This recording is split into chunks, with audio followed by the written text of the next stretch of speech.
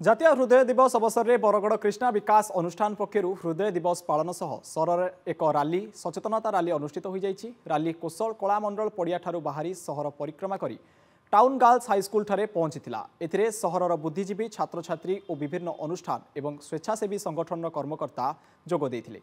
কার্যক্রমে বিকাশ হসপিটাল ও কৃষ্ণা বিকাশ গ্রুপর প্রতিষ্ঠাতা ডি মুরলীকৃষ্ণাঙ্ক সহ হসপিটাল কর্মকর্তা উপস্থিত ଥିଲେ।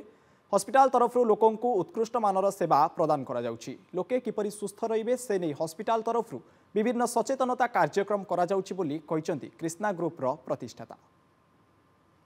आज हृदय रोगर मेन कारण होम लाइफस्टाइल आम खावा खान पान को लेकिन तो से खान पान केमती खावा कथा को प्रकार आम लाइफस्टाइल मेंटेन कथा ताको लेकिन अवेयरनेस करूँ।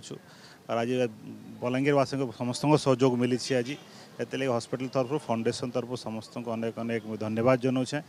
एडमिनिस्ट्रेशन पुलिस प्रेसेंट मीडिया समस्त सहयोग मिला समस्त को धन्यवाद। आशा करूँ ये रैली द्वारा लोकंकर जो लाइफस्टाइल केमती आम निजर हार्ट को हेल्दी रखा तार पर निश्चय बहुत गुड़े चेतनता है।